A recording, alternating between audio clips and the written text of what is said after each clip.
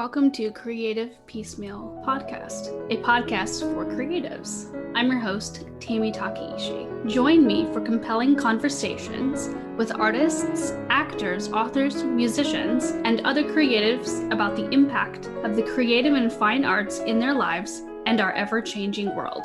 Thank you for listening.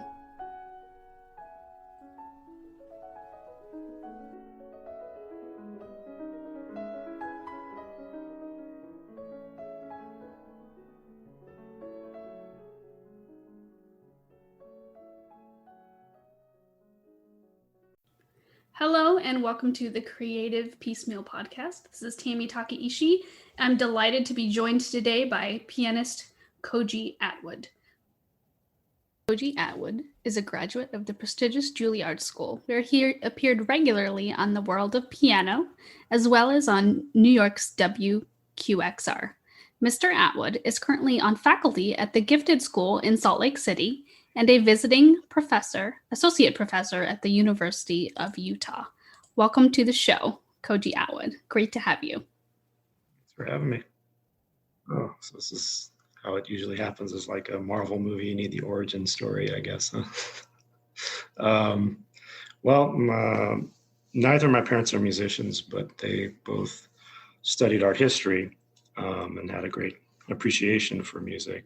Had a really nice LP collection growing up, but it was actually a kindergarten teacher that noticed that I had difficulty. I basically had bad hand-eye coordination. I had difficulty using scissors.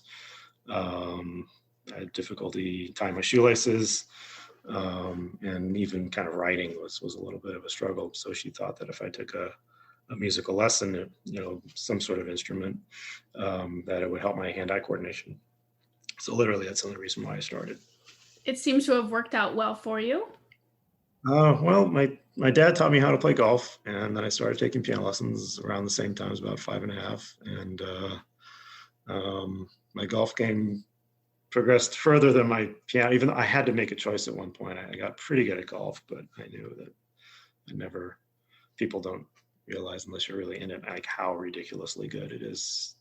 How the PGA player tours are, even like to make the Nike tour is like you have to be incredibly good. So when I was about 11, 12 years old, I kind of had to make the choice, and I chose piano. If you could play any other instrument, would you, or do you still really, is piano definitely like your destined instrument? I really like the sound of the cello. Probably because instrumentally it's the closest to a human voice. I love the guitar, just this either acoustic or electric actually, but acoustic guitar also has a really kind of nice just timbre. And I've transcribed a couple guitar pieces that I'm particularly fond of just so I can experience them from the inside out, because I'm never going to teach myself or take guitar lessons. But I also like, really great electric guitar players as well. So guitar and cello, I guess, are the other two instruments. Those are really great instruments. And as a person who's played those for various roles in my life, I can definitely attest to the fact that guitar is so much harder than people make it seem and look. I would imagine so. Yeah, absolutely.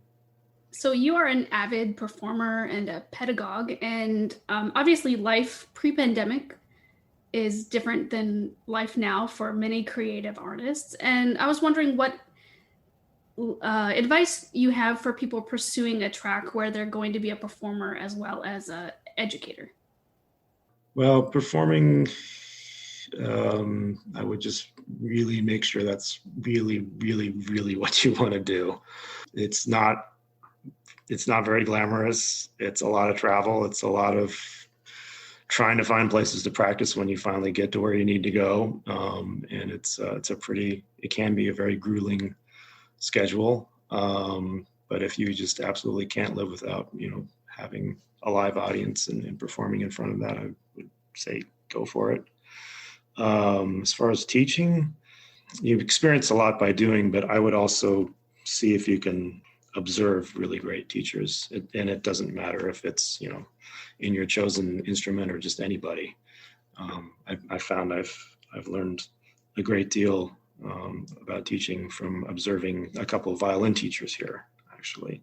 So I think you just get to see, also observe the interaction that they have with their students and sort of the energy and sort of their methodology, and you can sort of adopt some of those philosophies in your own teaching.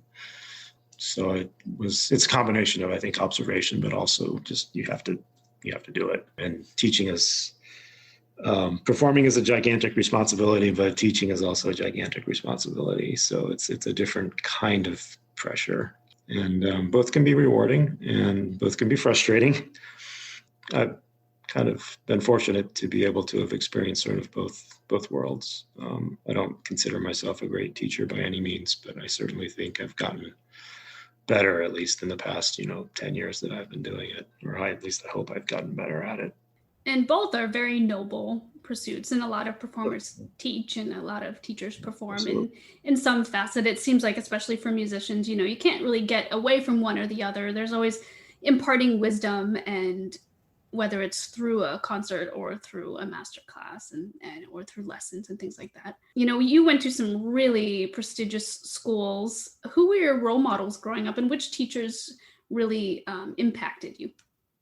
I have to say, a lot of my role models were kind of my fellow students. I feel like I learned just as much from them as, if not more, than some of the teachers that I was working with. Not to, obviously I was at amazing places. I was very fortunate. Curtis was nice because you had the opportunity to actually, I don't know if this is still the case, but it's such a small school that you had the opportunity to actually switch between teachers every once in a while. If your teacher was out of town, you could say, my main teacher was Seymour Lipkin, but I played for Claude Frank. I played for Gary Graffman. I felt like I was a Fleischer student, through osmosis, because I was friends with all the Fleischer students there, and we would actually play for each other and get feedback that way. I listened just voraciously to different pianists and different musicians on recordings. And I think that's an important aspect of musical education that maybe isn't quite, so obvious. And it's easy to do. You can just listen to these great performers and learn a great deal. And I just had a kind of a circle of pianists in particular that I admired a great deal, and tried to listen to as many recordings of those people as possible. And in addition to that, just especially in New York, it's nice because there's so many other kind of educational opportunities. You can attend plays, you can go to the Met Museum, you can go to the opera. So it's not just limited to your small sphere of whatever instrument you happen to be kind of focusing on. So you get a little bit more of a broad education that way. But I learned a great deal from my fellow students, actually. It was kind of a nice experience that I wasn't expecting. I knew I was going to get a great education, but I wasn't quite sure about the interaction between the other students, which was, these are friendships, a lot of friendships that I still maintain to this day, 20, 30 years later. So it's been kind of nice that way. That sounds really nice. And I know, being a music school graduate myself, the social aspect and playing for each other and learning from each other is so important. And I don't know about other instruments, but piano is such a solitary situation. Yes, you do play chamber music, but most of the time, you spend alone or practicing, by yourself. So you don't have a lot of opportunities to really feel like you're interacting socially as pianists. But we have a tendency to stick together. It's like this weird sorority or fraternity of we're all suffering, so we kind of tend to support each other. I sort of found that to be the case, at least in the studio classes that we would have on a regular occasion. Leon Fleischer used to call piano studio classes Musichiatry 101, because basically it's a bunch of unemployed pianists sitting around just complaining about our lot in life, and usually only other people that understand that thoroughly is another pianist. So it was kind of nice to have that support system. And speaking of support system, what is the best compliment you've ever received for your playing? I can remember a lot of funny insults I've gotten after performance. I remember down in Florida, I played the Copland Piano Sonata, which piece I consider an absolute masterpiece, and particularly important because I'm an American citizen and I like to play American music because it's I feel like it's something that's I don't know, part of our heritage. And I got accosted by an old lady after the concert. She, young man, how do you play that? Why do you play that awful modern music? And the Copland Sonata, it's not an atonal work, and it's early Copland, which is interesting. With Copland, sometimes the older composer gets, the more experimental they do. But Copland was kind of the opposite. He did more of his experimental, or the pieces that we know him for, like Appalachian Spring and those sorts of pieces, Billy the Kid, were written more towards the end of his life rather than the beginning. And the Piano Sonata was, really, I think, a serious attempt on his part to write, a profound work, and it was influenced by the Second World War. Dedicated to Clifford Odets, who was a friend of his that was a playwright. And I think the Violin Sonata and the Piano Sonata are sort of companion pieces that should be played more. And I'm a huge fan of the Piano Sonata, but in any way, she accosted me after the concert and asked me why I have to play this horrible modern music. And I actually gently tried to explain it was actually, the piece was written in 1941, so it's more music of her generation. And I don't like it. She just stormed off, and I actually never performed the piece live again. So that was an interesting experience. But you do get nice compliments. Some of the most rewarding compliments are from fellow pianists, or recently I've had the experience of writing piano transcriptions and having other pianists think enough of them to to perform them and to record them. It's funny, just out of the blue a couple of weeks ago, someone that I had no knowledge of at all was doing a podcast, his own series of podcasts, and he was interviewing the concert pianist Cyprian Katsaris, who I think is one of the greatest, if not the greatest, living pianist walking around on the planet right now.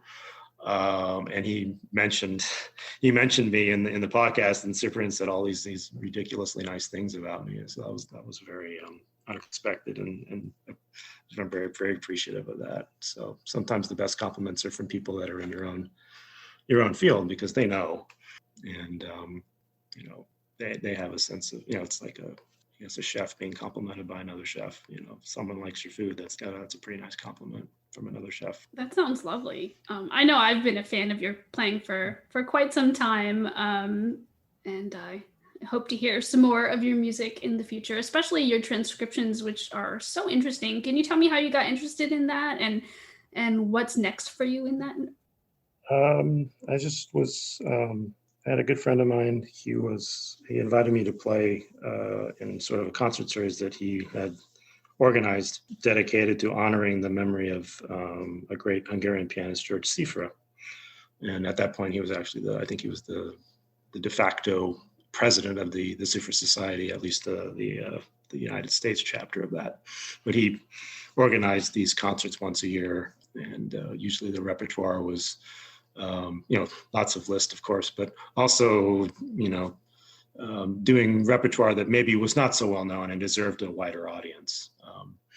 And that's something that he encouraged. And the other thing that he encouraged was transcriptions. So the first kind of attempt that I did was just a simple 4/8 song that I kind of enjoyed sort of tinkering with, and then finally coming up with something that was halfway decent. One of my all-time favorite pieces of music ever since I was a kid was the Schubert Death and the Maiden string quartet. So for my next project, that was what I tackled. Why not? And even my friend was surprised. He's like, okay, well, you really gone off the deep end here.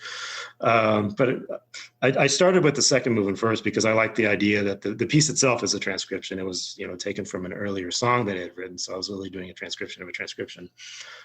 So I kind of liked that idea. That appealed to me. And once I finished the second movement, it was translated fairly well. And then I went ahead and did the rest of the movements, and that just kind of got the ball rolling. And then I did all sorts of crazy stuff. I transcribed the Tchaikovsky Fourth Symphony. That's probably the biggest one that I've attempted. I'm trying right now to finish up a couple movements from the Rachmaninoff First Suite for two pianos, and sort of trying to condense that into a solo version, which is been an interesting exercise in insanity. And I don't know if it's going to be completely successful, but that's kind of the project that I'm sort of involved with right now and trying to finish. Still doing some of it. But it was kind of a nice change of pace. And I found that, I've dabbled in composition, but I don't like anything that I've written. So I usually don't end up saving it. But I do find doing transcriptions and doing composition, these sort of creative acts, I think help in sort of informing you and getting in the mindset of doing recreative acts, which is what we do as musicians. We're playing pre-composed pieces, but I think it's nice to get inside the mind of maybe how a composer thinks, and I like also working with living composers because we don't have obviously the opportunity to call up Beethoven on the telephone or text him or whatever and say why did you write it this way or that. Would you sort of get an idea of the process of it or how a composer thinks if you actually do it yourself or have some contact with a living composer that you can ask these questions for. And it's really kind of exciting and this sort of collaborative thing. So the composition isn't some inert dead thing. It's actually something that you're helping sort of recreate. They talk about interpretation, which is not something I prefer the term recreation because it doesn't exist until you actually play it and there's someone to actually listen to it. So every time you play a piece of music, you're sort of reanimating something, which I think is exciting. I really love that idea, recreating, reanimating, especially as a music therapist. We're using music in different ways, and it becomes very powerful. And certainly your transcriptions, you seem to be picking some large epic works, which I think it makes it even more interesting transcribing it because you've only got 88 keys to work with. Right. And, the piano is a rather remarkable instrument, a rather remarkable invention that it can, in the right hands, recreate these sort of situations, everything from, a very simple setting to something, like a symphonic score. I think that's one of its strengths as an instrument. It's a neutral sounding instrument, but it has the ability to imitate other instruments. And I've done a variety, mostly, they have to be pieces that I'm interested in or, something that's commissioned. But, I've transcribed everything from simple songs to, guitar pieces to string quartets, which I actually find the most difficult, to full symphonic scores, which on the surface would seem difficult. And they are difficult. They're difficult to play. They're difficult to arrange and everything. But with the symphonic scores, you kind of can sort of get away with slightly overriding them. Whereas with string quartets, you're always kind of aware of that problem of overriding something. And I found it interesting that, Liszt famously transcribed all the Beethoven symphonies for solo piano. And that was such a success that the publishers actually asked him to transcribe all the string quartets next. And apparently he didn't finish a single movement that he was satisfied with. I think that shows how difficult, the string quartet is a unique sound world unto itself. And I've tried to tackle it in a couple situations, but I struggled a lot with the outer movements of the Schubert were definitely the most difficult. The second, strangely enough, was the easiest, maybe because it was already transcription of just the way that it was laid out.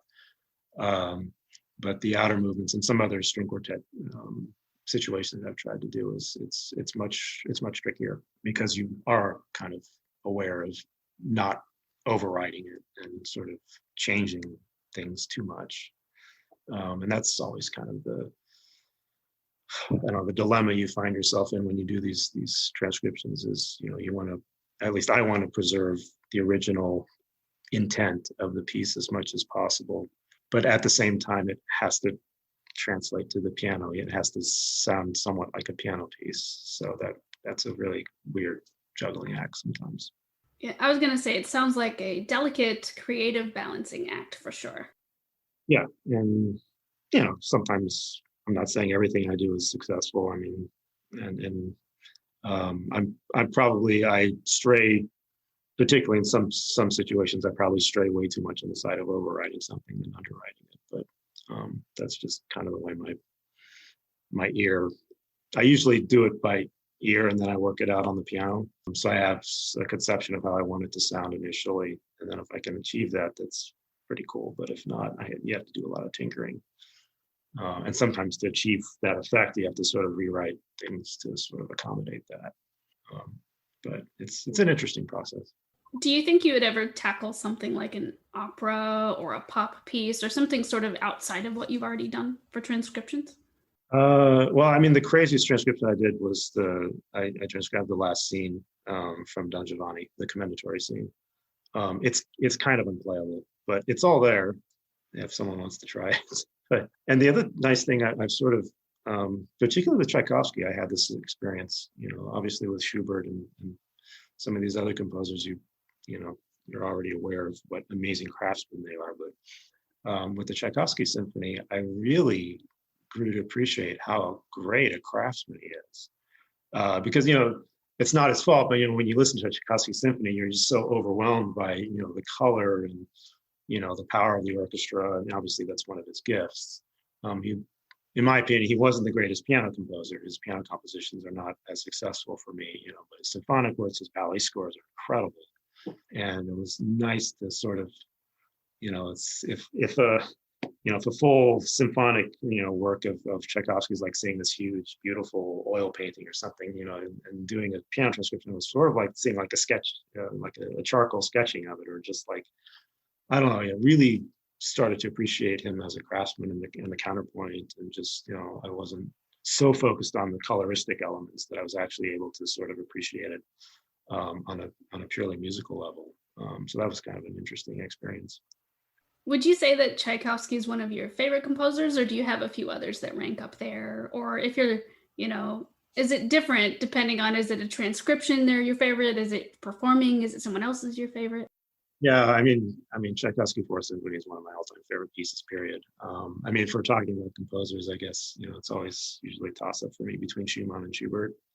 Those are, two of my favorite. But it also depends on your mood, sure, what you feel like listening to. But yeah, there's certain just outstanding, I feel like, examples, and the Tchaikovsky Fourth Symphony is just like, I don't know, it's an overwhelming achievement, and the whole story with Madame von Meck behind it, and just the way that it kind of came into being. It's just and hearing a live performance of that piece can be just such an emotional experience. It was a fantastic performance by the Concertgebouw Symphony. So I remember calling a friend of mine like right after the concert, and he thought I was like high on cocaine or something, because I was just talking really fast. I know, I just heard the live performance of Tchaikovsky Fourth Symphony. It was just going nuts. I was like, I think I want to transcribe it. So that's when I already was thinking about it. So, but that took a long time. That sounds like a really magical experience too. Yeah, well, it's, still, you're jaded because you go to conservatories, but it's nice that you can still be just purely excited for a great performance. It's just like you're not even experiencing it as a professional musician anymore. You're just sitting there just enjoying this amazing piece of music, and it was just, an amazing performance of an amazing piece of music. It was nice to have that experience. It's definitely harder nowadays, but I think the creative community didn't realize how important it is for live performances until live performances got taken away from the pandemic, and how much people miss it and how emotional music is.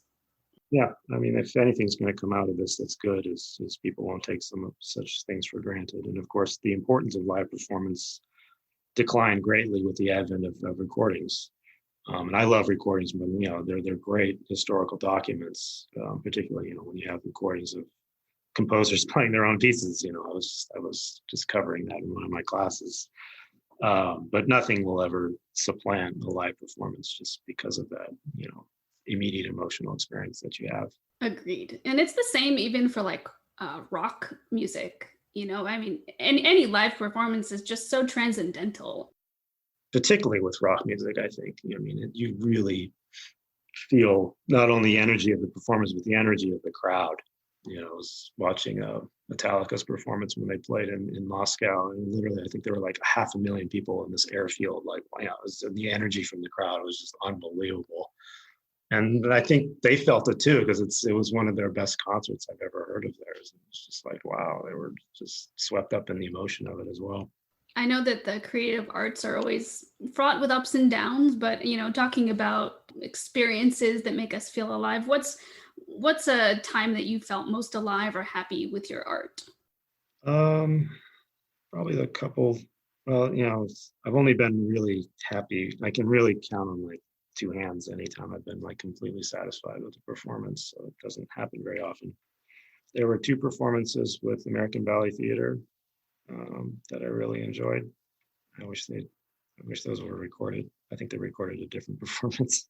Most of the performances with Baryshnikov, I have to say, were pretty. Once I overcame the initial terror of just being on stage with him, those were really quite magical, because he's very musical and he was responding to the way I was playing and I was responding to the way that he was dancing. It was very kind of it was literal chamber music. It was really quite extraordinary because it was just the two of us on stage. So yeah, sometimes it's nice to have that give and take with someone else or another kind of person there to sort of bounce ideas off in the moment. And yeah, there's certain I got to play, speaking of Sifra, one of the concerts I got to play that was probably most memorable was he had rebuilt a beautiful cathedral outside of Paris, named Senlis. That was the name of the town. It's one of these beautifully preserved historical towns. So cars aren't allowed past a certain point in the city limits, and everything's cobblestone. It's literally like walking in a time machine, and you're in 18th century France. It was really, first of all, a magical place. And I got to play on his personal Yamaha that he had gone to Japan and had, all literally custom built for him. And so I'm warming up on this piano, and his grandchildren are running around in the cathedral. It was really just an amazing experience to be in that place of my, piano hero, and meet the family and just play a concert on that piano. That was very memorable. That sounds really fantastic. I know you've traveled a bit for your career. Is there a certain place that you loved traveling, and is there another place that you'd love to go? That place, if you're in Paris, just take a little train out to Senlis. It's gorgeous. It was really, really nice. I'd love to go back there. Played in Turkey once, on the coast of Turkey. That was really beautiful, and the crowd was incredible. And one of the nicest pianos I've ever played on. I was like flabbergasted. Let's see, Sicily was really nice. We played in Palermo once. We played in Sardinia. Basically anywhere in Italy is good for me. Got to play in a beautiful town in northern Germany. It was so north, it was actually almost in Denmark. And there's a piano festival there that is only dedicated to rare repertoire and transcriptions. So it's right up my alley. And the concert takes place in this beautiful old castle, and the crowds are really, it's an intimate crowd. It's about 200, but they're a really appreciative, highly educated piano crowd. So a little intimidating playing for that crowd, but that was really quite an amazing experience. I would love to go back there. That sounds fantastic. I'll have to put that on my travel bucket list. Yeah, there's a coastal town, right, like I said, right next to Denmark, nestled up there in northern. So you have to fly, you have to go through Hamburg to get up there, take a train. And the train ride was really picturesque too, across all these large, a lot of cow-filled fields and stuff. It was beautiful. I imagine for some people, being able to travel the world is definitely a motivator to help them practice and work hard. But what sort of keeps you motivated during the more frustrating or difficult times of being a musician? Well, it was always the fear of being unprepared for a concert, frankly. So a lot of times, you travel to these places, but you don't really get to enjoy them because you're worried about at least I was, worried about the performance or whatever. But yeah, it's a lot of times it was just, because I'm inherently lazy, but yeah, a lot of times it was just, the responsibility of doing justice to the pieces that you're playing, and doing justice to the audience that was going to be showing up and listening to that, and just trying to play your best. It's a lot of pressure. I can only imagine. I'm not a performer in my life because of those very pressures, but it's definitely so admirable for people who do that in their lives. What is an item other than your instruments that you can't live without? Oh boy. Definitely my shoe and suit collection. I have I care about clothes like way too much. I think I attribute it to too many trips to Italy, but and some like-minded crazy friends of mine when I was in New York, we sort of fed off each other's clothing insanity, and we just amplified it. But I have several friends of mine throughout the world that are just as even perhaps even more insane about clothing and that sort of thing, particularly tailored clothing. And I guess it stems to being a musician. Obviously you appreciate beautiful things, but also I appreciate, particularly in this day and age, the skill that it takes, first of all, to learn the skill, because teaching piano or teaching any music is very much a one-on-one kind of handing down of knowledge, much like you go to a cobbler and you get a one-on-one session and training on how to learn to make shoes and that sort of thing. So and most of the really high-end people are this stuff is all done by hand. So the way that they're able to manipulate these these materials and just do it all by hand, I'm really admiring that. And they're doing it at such a skillful level. And then the finished product is just it's a work of art. Sometimes they're so skilled. And then even better, as a work of art, you actually get to wear it. So you're wearing art. I think that's so you're interacting with it. So I think that's one aspect is perhaps not understood. So and you can't interact with a painting or a building or something like that. You can only kind of sit there and admire it. But in terms of music and food and clothing, you can actually experience them. And the more you learn about how they're made, I think the more appreciative you are of these incredibly talented individuals and the dedication. I mean, they're just like musicians. They dedicated their whole life to this. And sometimes you find one person who does one thing really well in one step in making a suit, putting the canvas in or stitching it a certain way. And it's just so I think in another lifetime I would have liked to learn how to do one of those things. It's interesting when I learned that Daniel Day-Lewis, when he took that little break from acting, he literally went to Florence and learned how to make shoes from this really famous cobbler who unfortunately has since passed away, Stefano Bemmer. But I think it's interesting that an actor who's also an artist kind of wanted to have that experience of going through the process of creating something from nothing. I think high level clothing is really quite interesting to me, but it's always been that way. So definitely my shoes and suit collection. There's definitely an artistry to the high-end clothing and the just bespoke clothing, and like you said, there's parallels with making, because it is art, but in your case you get to wear that art while you perform. Very exciting, and you get to see the whole.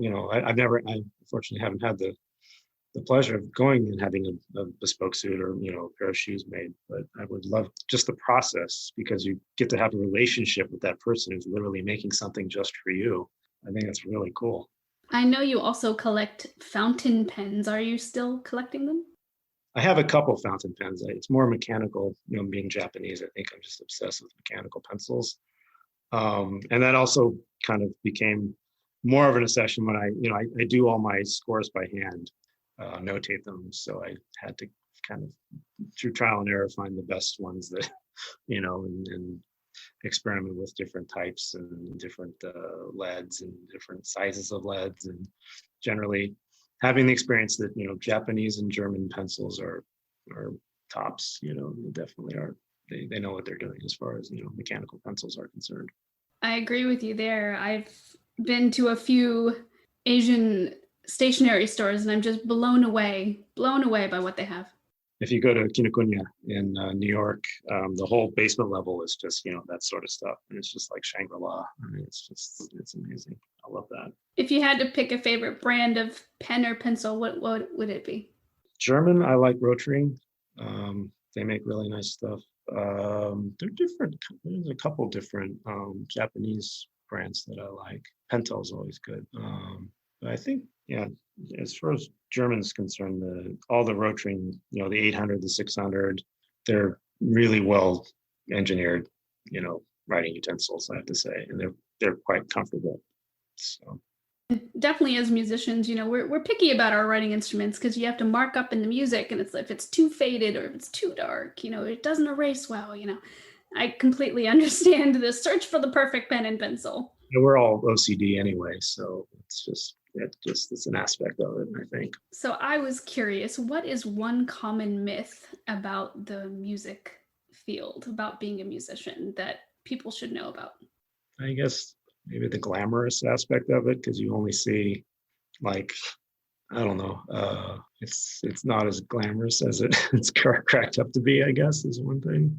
I don't know if that's the same case for like actors and that sort of thing, unless we're talking about like, top of the top of the top, and then it probably is glamorous. And same thing for Hollywood, top of the top of the top is glamorous. You don't see all the hours that they put in, or the missing the flights, or having the flight delayed, or not getting a chance to rehearse, or playing on a lousy instrument, or just dealing with all the stuff that you have to deal with as a traveling musician. It's not so glamorous. It's definitely harder than a lot of people think. Yeah, definitely. Along those lines, what's one thing you wish you'd known when you first started out? Oh boy, I don't think I would have when I had any. Strange as it is, I think if I would have had more knowledge, I probably wouldn't even tried it in the first place. I would have been too discouraged. So it was a little bit kind of ignorance is bliss. It was kind of nice that I didn't know the whole picture, and I could just sort of fill in the blanks as I went along. Because I probably wouldn't, frankly, wouldn't have done it. I don't know. That's a good question. That's a good answer, though. I think a lot of people, when you think about what could you have known, or if you could know the future, they always wish to know something, but sometimes, like you said, it just letting life happen and letting things fall into place is so important too. Yeah, I mean, it's part of the experience and part of the process. I mean, if I wanted foreknowledge, I'd want something practical, like, who's going to win the Super Bowl so I can bet on the winner, what's the lottery numbers or something, practical. Agreed. Yeah. Speaking of lottery, if you were to win the lottery tomorrow, what do you think you would spend it on? Would you buy like a bajillion pianos or a ton of suits, or would you travel?